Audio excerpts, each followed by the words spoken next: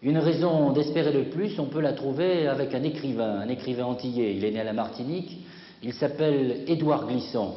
Édouard Glissant, il a été prix Renaudot en 1958 avec un livre qui s'intitulait La Lézarde. Parmi ses principaux ouvrages et ses principaux essais, on peut aussi citer Le discours antillais. Édouard Glissant, son portrait, un écrivain au service de son peuple, son portrait nous est brossé par Raphaël Seurat.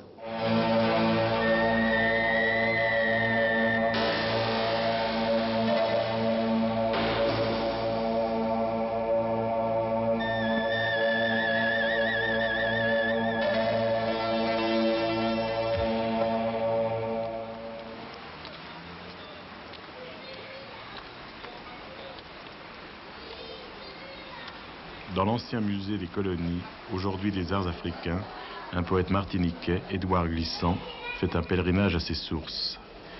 Il a pris autrefois les armes de la culture noire et avec les bagages des anciens esclavagistes conquis le territoire du français.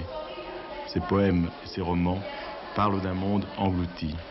Ils ouvrent aussi une nouvelle frontière englobant la Caraïbe.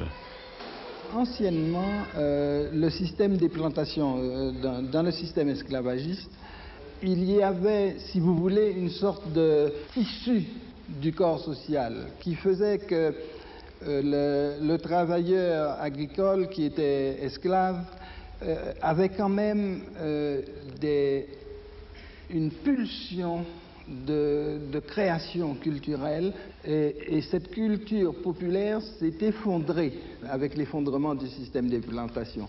Vous parlez dans votre ouvrage important, Le discours antillais, de ce que vous appelez les lieux stratégiques de l'aliénation.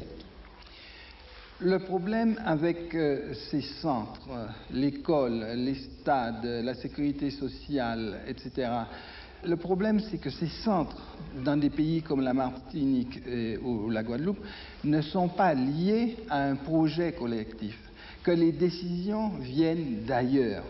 Mais quand des acquisitions de ce genre sont offertes, données, acceptées passivement, il est tout à fait certain qu'elles entraînent surtout un manque de confiance en soi, une habitude à accepter, une incapacité progressive à décider de son propre sort qui constitue un germe profond d'aliénation.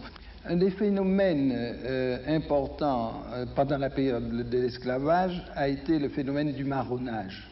Et ce n'est pas seulement un phénomène historique ponctuel, c'est un mode culturel de l'être.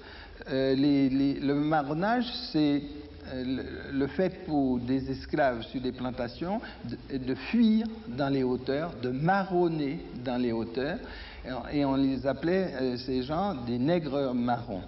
Eh bien, il me semble que dans tout Antillais, je le dis toujours et je crois que c'est vrai, il y a deux êtres. Il y a la part de l'Antillais qui accepte, qui reste sur la plantation, qui fait le travail quotidien, et il y a la part de l'Antillais qui refuse, celui qui marronne dans les mornes et dans les bois. Et je crois que ce phénomène de marronnage culturel, c'est ce qui caractérise le plus essentiellement la production des écrivains antillais et même des écrivains de la Caraïbe, qu'ils soient de langue anglaise, de langue espagnole, de langue française ou de langue créole.